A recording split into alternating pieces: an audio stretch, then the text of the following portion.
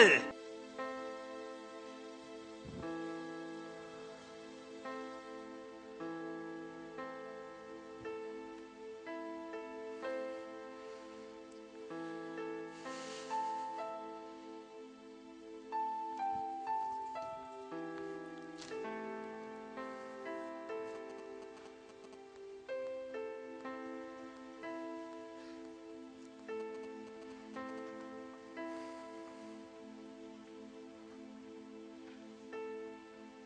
I pray you, tarry.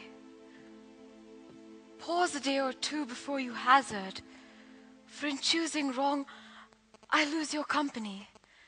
Therefore forbear a while, there's something tells me, but it is not love. I would not lose you.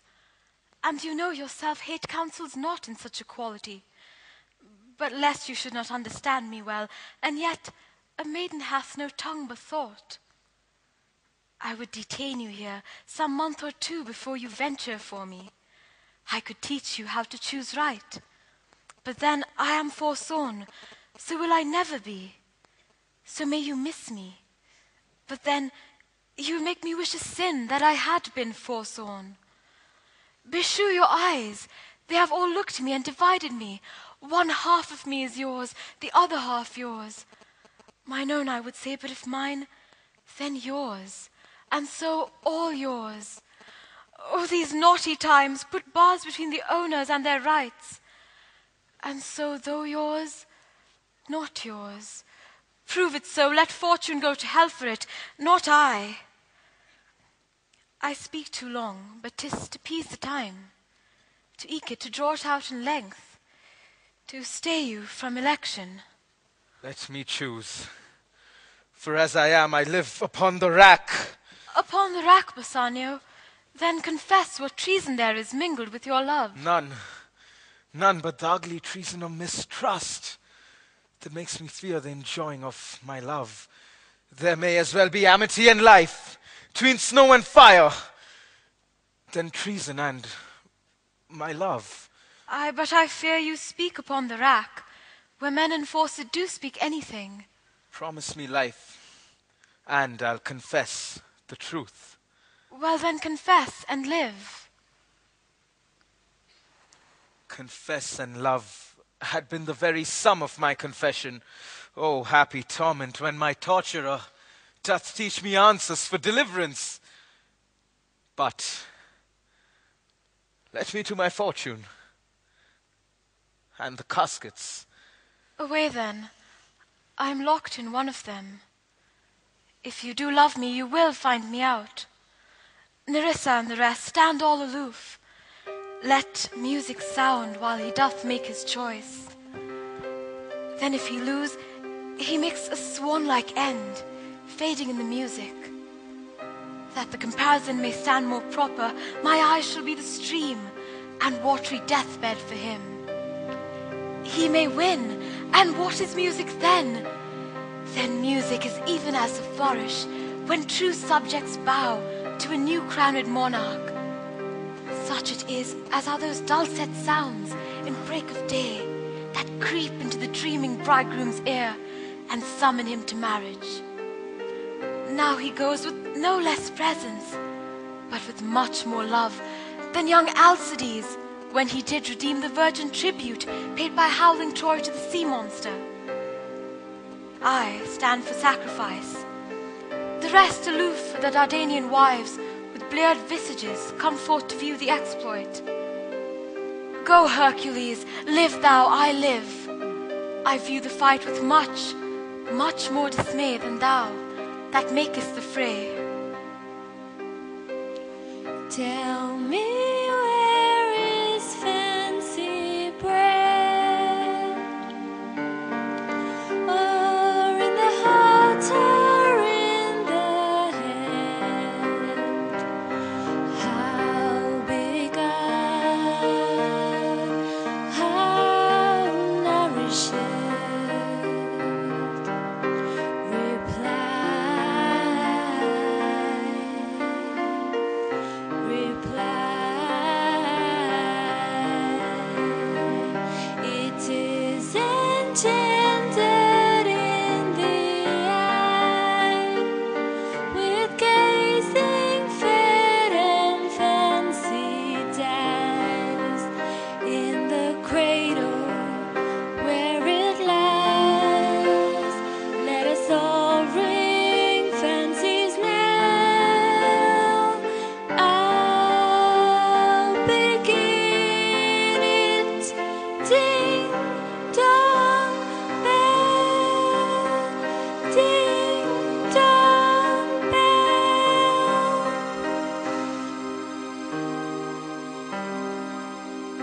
So, may the outward shows be least themselves. The world is still deceived with ornament. In law, what please so tainted and corrupt, but being seasoned with a gracious voice, obscures the show of evil. In religion, what damned error will bless and approve it with a sober text? There is no vice so simple, but assumes some mark of virtue on his outward parts. How many cowards, whose hearts are as false as stairs of sand, wear yet upon their chins the beards of Hercules and frowning Mars, who when inward searched have livers white as milk. There is no vice so simple, but assumes some mark of virtue on his outward parts. Look on beauty, and you shall see 'tis purchased by the weight, which therein works a miracle in nature, and makes them lightest that wear most of it.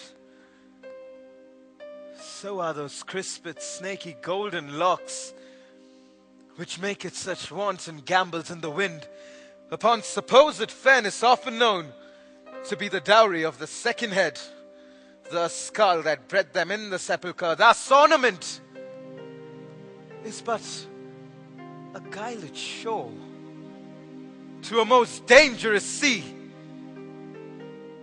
a beauteous scarf veiling an Indian beauty. In a word,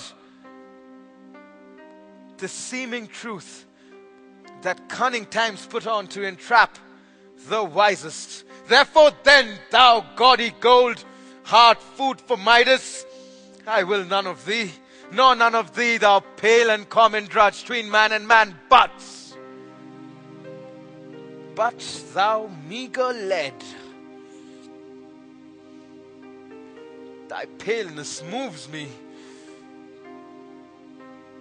more than eloquence.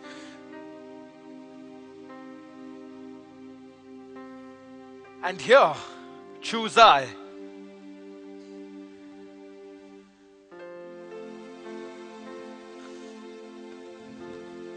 Joy be the consequence.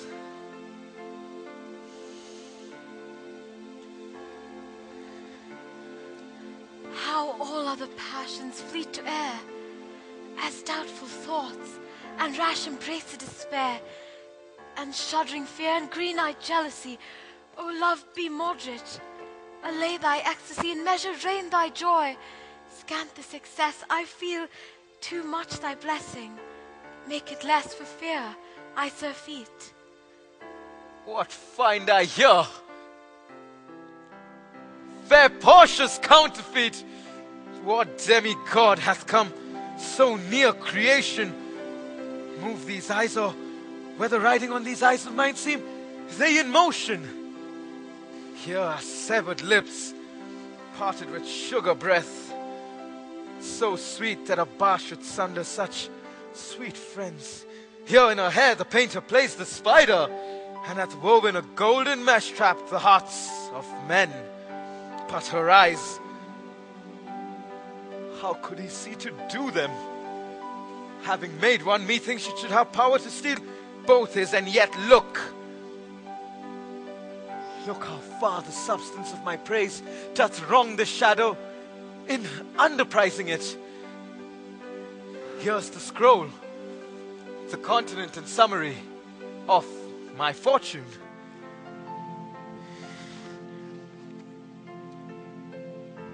You that choose not by the view, chance is fair and choose as true. Since this fortune falls to you, be content and seek no new. If you be well pleased with this, and hold your fortune for your bliss, turn you where your lady is, and claim her with a loving kiss. A gentle scroll, fair lady, by your leave, I come by note to give and to receive, like one or two contending in a prize that thinks he's done well in the people's eyes. Hearing applause and universal shout, giddy in spirit, but still gazing in a doubt whether these pearls of praise be his or no. So thrice fair lady, stand I even so, whether what I see be true, until confirmed, signed and ratified by you. You see me, Lord Bassanio, where I stand, such as I am. Though for myself alone I would not be ambitious in my wish, to wish myself much better, yet for you I would be trebled 20 times myself, 1,000 times more fair, 10,000 times more rich, that only to stand high in your account. I might in virtue, beauties, livings, friends, exceed account. The full sum of me is sum of something, which to term gross is an unlessoned girl, unschooled, unpracticed. Happy in this, she's not so old, but she may learn. Happier than this, she's not bred so dull, but she can learn. Happiest of all is that she commits her gentle spirit to yours, to be directed, as of her lord her governor and her king. Myself and what is mine to you and yours is now converted. But now I was the lord of this fair mansion, master of my servants, queen or myself, and even now, but now, this house, these servants, and this same myself are yours, my lords. I give them with this ring, which when you part from lose or give away, let it presses the ruin of my love, and be my vantage to exclaim on you. Madam, you have bereft me of all words. Only my blood speaks to you in my veins. And there's so much confusion in my past, as after some oration fairly spoke by a beloved prince there among the buzzing, pleased multitude, where every something being blent together turns to a wild of nothing, save of joy expressed and not expressed, but when this ring parts from this finger, then parts life from hence. Oh, then be bold to say, Bassanio's dead. My lord and lady, it is now our time that have stood by and seen our wishes prosper to cry good joy, my lord and lady. My lord, Bassanio, and my gentle lady, I wish you all the joy that you can wish, for I am sure you can wish none from me. And when your honors mean to solemnize the bargain of your faith, I do beseech you, even at that time, I may be married too. With all thy heart, Graciano, so thou canst get a wife? I thank your lordship. But you have got me one. My eyes, my lord, can look as swift as yours. You saw the mistress, I beheld the maid. You loved, I loved for intermission. No more pertains to me, my lord, than you. Your fortune stood upon the caskets there, and so did mine too, as the matter falls. For wooing here until I sweat again, and swearing until my very roof was dry. Provided that your fortune achieved her mistress. Is this true, Nerissa? Madam, it is. So you stand pleased with all. And do you, Graciano, mean good faith? Yes, faith, my lord. Our feast shall be much honored in your marriage. We'll play with them, the first boy, for 1,000 ducats. What? And stake down? No, we shall ne'er win at that sport and stake down. But who comes here? Lorenzo and his infidel. What? And my old Venetian friend, Salerio. Lorenzo and Jessica and Celerio, welcome hither. If, by the youth of my new-found interest here, have power to bid you welcome, sweet Portia, by your leave, I bid my very friends and countrymen welcome. So do I, my lord. They are entirely welcome. I thank your honor. For my part, my lord, My purpose was not to have seen you here, but meeting with Salerio. By the way, he did entreat me past all saying nay, to come with him along. I did, my lord, and I have reason for it. Signor Antonio commends him to you. Ere I ope his letter, I pray you tell me how my good friend doth. Not sick, my lord, unless it be in mind, nor well, unless it be in mind. His letter there will show you his estate. Nerissa, cheer yon stranger, bid her welcome. Your hand, Salerio. What's the news from Venice? How doth that royal merchant, good Antonio? I know he'll be glad of a success. We are the Jasons. We have won the fleece. I would you had won the fleece that he had lost. There are some shrewd contents in yon same paper that steals the color from Bassanio's cheek. Some dear friend dead, else nothing in the world could turn so much the constitution of any constant man. What, worse and worse? I pray you, Bassanio, I am half yourself, and therefore must freely have the half of anything that this same paper brings you. Sweet Portia, when I first did impart my love to you, I freely told you all the wealth I had ran in my veins. I was a gentleman. And then I told you true. And yet, dear lady, rating myself at nothing, you shall see how much I was a brigand. For when I told you my state was nothing, I should have told you it was worse than nothing. For I have engaged myself to my friend, engaged my friend to his mere enemy, to feed my means. Here is a letter, lady. The paper, the body of my friend, and every word in it a gaping wound issuing lifeblood. But is it true, Salerio? Have all his ventures failed? What, not one hit? From Tripolis, from Mexico and England, from Lisbon, Barbary and India. Not one vessel escaped the dreadful touch of merchant marring rocks. Not one, my lord. Besides, it would appear that even if he had the present money to discharge the Jew would not take it. Never in my life have I come across a creature that did bear the shape of a man so keen and greedy to confound another. He plies the Duke at morning and at night, and doth impeach the freedom of the state if they deny him justice. 20 merchants, the Duke himself, and the magnificos of greatest port have all persuaded with him, but none can drive him from his envious plea of forfeiture, of justice, of his bond. When I was with him, I have heard him swear, Titubal and cuss his countrymen, that he would rather have Antonio's flesh than 20 times the value of the sum he did owe him. And I know, my lord, if law, authority, and power deny not, it will go hard with poor Antonio. Is it your dear friend that is thus in trouble? The dearest friend and the kindest man in doing courtesies, and one in whom the ancient Roman honor appears more than any that draws breath in Italy. What sum owes he the Jew? For me, 3,000 ducats. What, no more? Pay him 6,000 and deface the bond. Double 6,000 and then treble that, before a friend of this description shall lose a hair through Bassanio's fault. First, go with me to church and call me wife. Then away to Venice to your friend.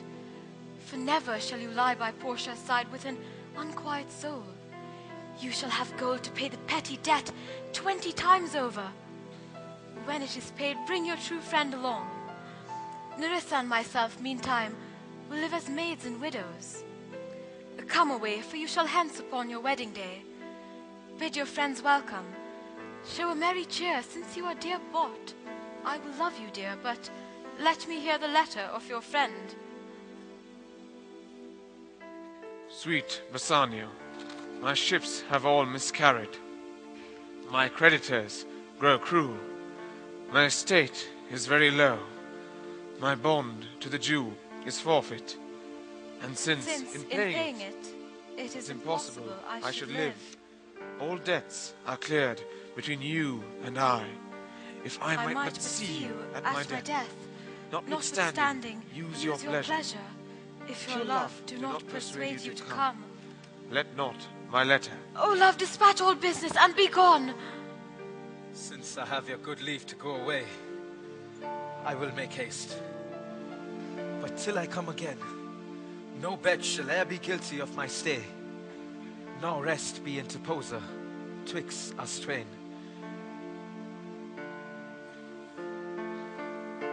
Jailer, look to him. Tell not me of mercy. This is the fool who lent out money gratis. Jailer, look to him. Hear me yet, good Shylock. I'll have my bond. I have an oath in heaven that I'll have my bond. Therefore speak not against my bond. Thou callest me a dog before thou hadst a cause? But since I am a dog, beware my fangs. The Duke shall grant me justice. I do wonder, thou naughty jailer, that thou art so fond to come abroad with him at his request. I pray thee, hear me speak. I'll not hear thee speak. I'll have my bond. I'll have my bond, and therefore speak no more. I'll not be made a delightful to relent and sigh and shake head and yield to Christian intercessors. Follow not. I will have no more speaking. I'll have my bond. It is the most impenetrable cur that ever kept with men. Let him alone. I will follow him no more with bootless prayers. He seeks my life, and his reason well I know. I have oft delivered from his forfeitures many that have made moan to me. Therefore, he hates me. I'm sure the Duke will never grant this forfeiture to hold. The Duke cannot deny the course of law, for the commodity that strangers have with us in Venice, if it be denied, will much impeach the justice of his state, since that the trade and profit of the city consisteth of all nations. Therefore go.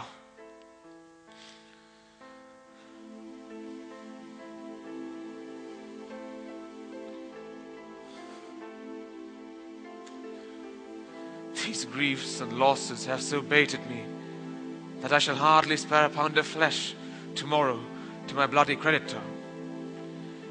Well, jailer, on. I pray God Bassanio come to see me pay his debt. And then I cannot. Madam, although I speak it in your presence, you have a noble and true conceit of godlike amity, which appears most strongly in bearing thus the absence of your lord.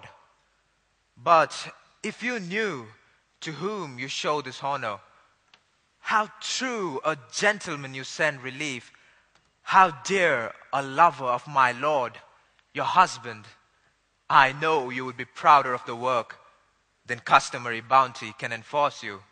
I never did repent for doing good, nor shall not now, for in companions that do converse and waste the time together, whose souls do bear an equal yoke of love, there must be needs a like proportion of lineaments of manners and of spirit, which makes me think that this Antonio, being the bosom lover of my lord, must needs be like my lord. If it be so, how little is the cost I have bestowed in purchasing the semblance of my soul from out of the state of hellish misery.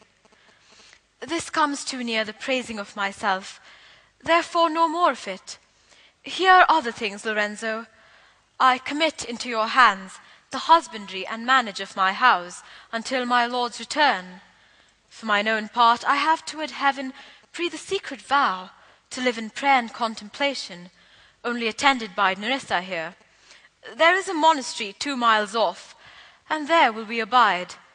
I do desire you not to deny this imposition, the which my love and some necessity now lays upon you. Madam, with all my heart, I shall obey you in all fair commands. My people do already know my mind, and will acknowledge you and Jessica in place of Lord Bassanio and myself. Fare you well till we shall meet again. Fair thoughts and happy hours attend on you. I wish your ladyship all heart's content. I thank you for your wish, and I'm pleased to wish it back on you. Fare you well, Jessica. Now, Balthazar, as I have ever found thee honest true, so let me find thee still. Take this same letter, and use thou all th' endeavour for man, with speed to Mantua. See thou render this into my cousin's hand, Dr. Bellario, and look what notes and garments he doth give thee. Bring them with imagined speed to the Tranect, to the common ferry which trades to Venice. Waste no time in words, but get thee gone. I shall be there before thee. Madam, I go with all convenient speed. Come, come, Nerissa, for I have work in hand that you yet not know of. We shall see our husbands before they think of us. Shall they see us? They shall, but in such a habit that they shall think we are accomplished in that we lack. I'll hold thee any wager, when we are both accoutred like young men, I'll prove the prettier fellow of the two, and wear my dagger with the braver grace, and speak between the change of man and boy with a reed voice, and turn to mincing steps into a manly stride, and speak a phrase like a fine bragging youth, and tell quaint lies how honourable ladies sought my love, which I denying, they fell sick and died. I could not do withal. Then I'll repent, and wish for all that I had not killed them. And 20 of these puny lies I'll tell, that men shall swear I have discontinued school above a 12-month.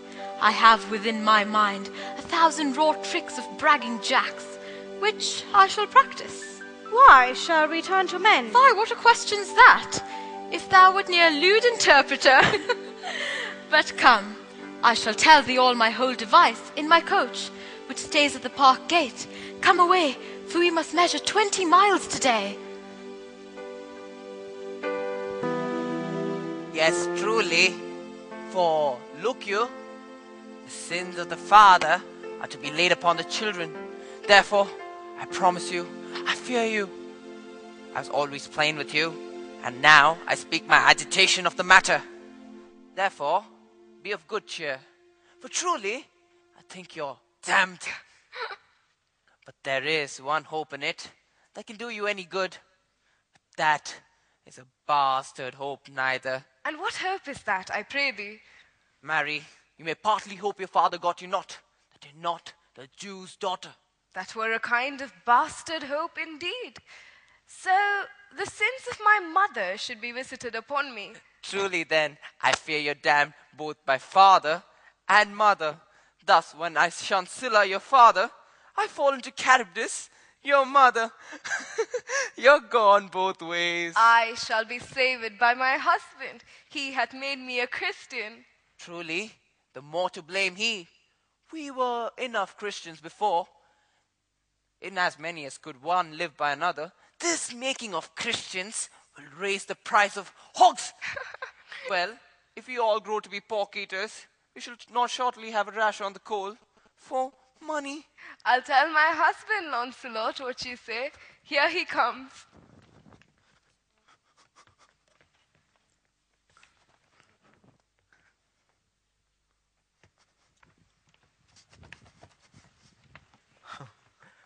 I shall grow jealous of you shortly, Launcelot, if you thus get my wife into corners. Nay, you need not fear us, Lorenzo. Launcelot and I are out. He tells me flatly that there's no mercy for me in heaven because I am a Jew's daughter. And he says you are no good member of the Commonwealth, for in converting Jews to Christians, you raise the price of pork. I shall answer that better to the Commonwealth than you can the getting up of the Negro's belly. The more is with child by you, Launcelot. It is much that the more should be more than reason. But if she be less than an honest woman, she's indeed more than I took her for. how every fool can play upon the word. I think the best grace of wit will shortly turn into silence, and discourse grow commendable in none, only but parrots. Go in, Sirrah, bid them prepare for dinner. That is done, sir. They have all stomachs. Goodly Lord, what a wit snapper are you? Then bid them prepare dinner. That is done too, sir. Only cover is the word. Will you cover then, sir? Not so, sir. Neither. I know my duty. Yet, more quarreling with occasion, wilt thou show the whole wealth of thy wit in an instant? I pray thee understand the plain man in his plain meaning. Go to thy fellows, bid them cover the table, serve in the meat, and we will come in to dinner. For the table, sir, it shall be served in. For the meat, sir, it shall be covered. For you're coming into dinner, sir. Why, let it be, as humours and conceits shall govern. Oh dear discretion, how his words are suited. The fool had planted in his memory an army of good words, and I do know of many fools garnished like him, that for a tricksy word defy the matter. How cheerest thou, Jessica? And now, good sweet, say thy opinion. How dost thou like the Lord Bassanio's wife? Oh, past all expressing. It is very meet the Lord Bassanio live an upright life, for having such a blessing in his lady, he does find the joys of heaven here on earth. And if on earth he do not find it, then in reason he should never come to heaven. Why, if two gods were to play some heavenly match, and on the wager lay two earthly women, and Portia one, there must be something else pawned with the other, for the poor rude world hath not her fellow. Even such a husband as thou of me as she is for a wife. Nay, but ask my opinion too of that. I will anon, but first let us go to dinner. Nay, let me praise you while I have a stomach. No, pray thee, let it serve for table talk. Then howsoe'er thou speakst among other things, I shall digest it. Well, I'll set you forth.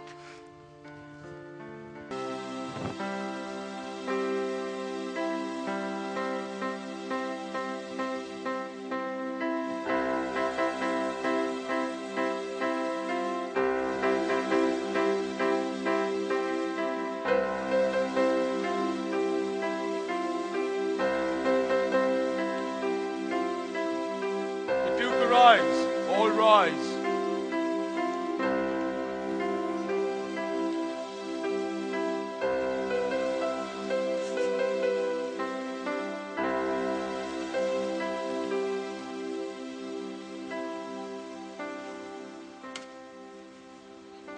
What? Is Antonio here? Ready. So please your grace. I am sorry for thee. Thou art come to answer a stony adversary, an inhuman wretch, incapable of pity, void and empty from any dram of mercy. I have heard your grace hath ta'en great pains to qualify his rigorous course. But since he stands obdurate, and that no lawful means can carry me out of his envy's reach, I do oppose my patience to his fury, and am ready to suffer with the quietness of spirit the very tyranny and rage of his. Go one and call the Jew into the court. He is ready at the door. He comes, my lord. Make room and let him stand before our face.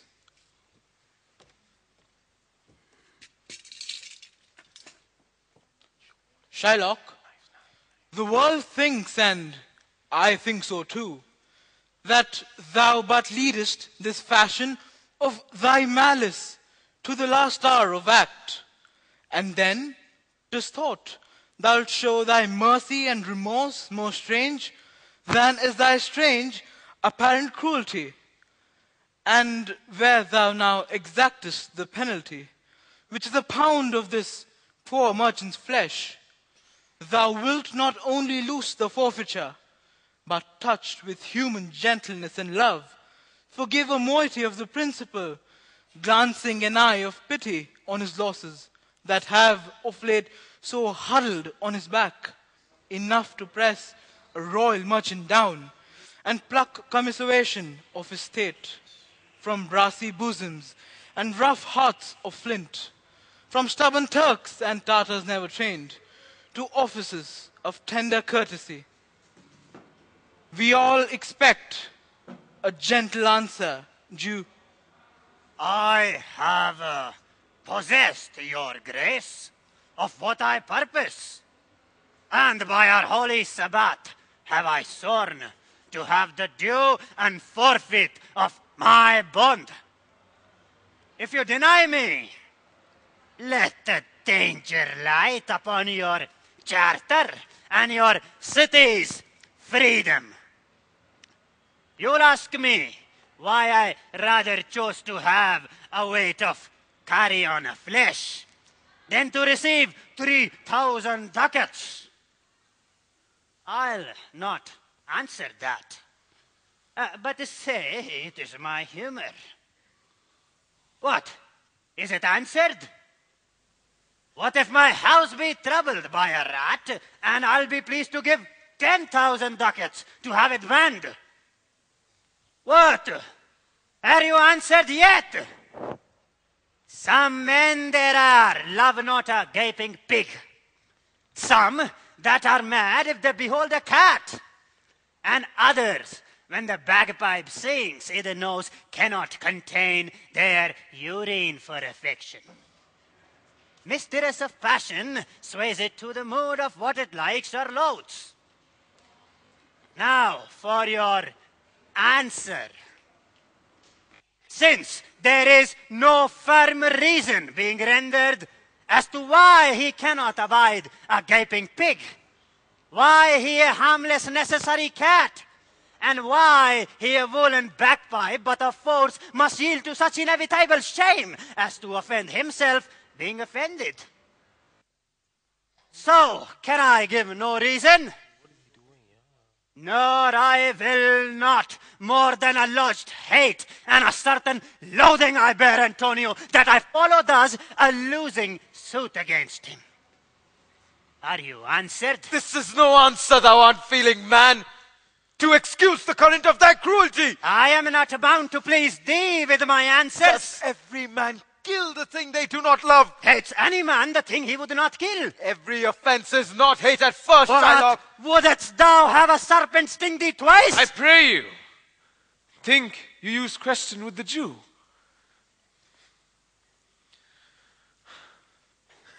You may as well stand upon the beach and bid the main flood bait his usual height.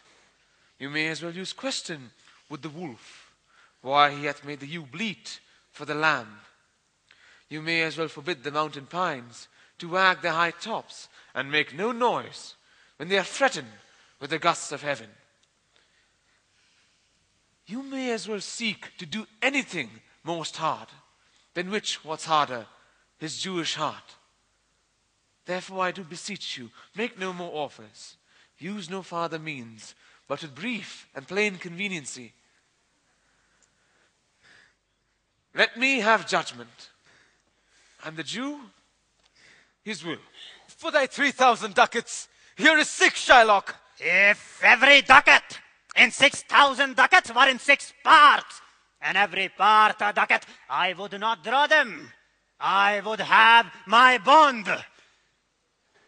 How shalt thou hope for mercy, rendering none? What judgment shall I dread? Doing no wrong. You have among you many purchased slaves, which, like your dogs, your asses, and your mules, you use in abject and slavish parts, because you bought them. Shall I say to you, let them be free? Marry them to your heirs. Why lie they under burtons? Let their palates be seasoned with such viands. Let their beds be made as soft as yours. You will answer, the slave are ours. So do I answer thee, that the pound of flesh which I demand of him is dearly bought as mine, and I will have it. If you deny me, fie upon your law. There is no force in the dickeries of Venice. I stand here for judgment. Answer, shall I have it? Upon my power, I may dismiss this court. Unless Bellario, a learned doctor whom I have sent for to determine this, come here today. My lord, here stays without a messenger, with letters from the doctor, new, come from Padua. Bring us the letters. Call the messenger. Good cheer, Antonio. What man courage yet? The Jew shall have my flesh, blood, bones, and all.